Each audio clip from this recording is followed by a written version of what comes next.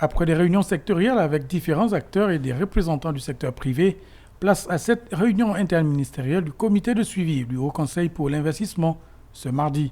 L'objectif de ce comité de suivi était d'une part de faire le point sur les avancées des réformes et aussi de pouvoir envisager la suite des réformes à entreprendre, notamment celles qui sont apparues récemment avec l'agenda de la Fédération des entreprises du Gabon.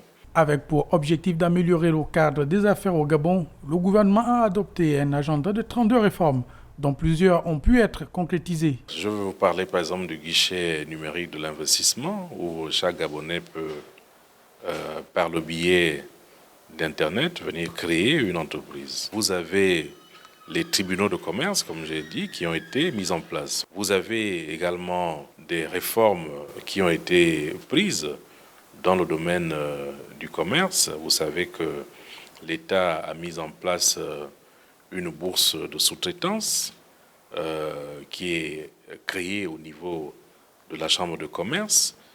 Vous avez toutes les réformes au niveau juridique. Vous avez la multiplication des zones économiques spéciales qui sont des organes dédiés à l'investisseur pour attirer les investissements. Mais il ne faut pas s'arrêter là, il faut continuer. Et c'est d'ailleurs la portée de notre rencontre avec les autres collègues pour redéfinir l'agenda de mise en œuvre des nouvelles réformes et les poursuivre.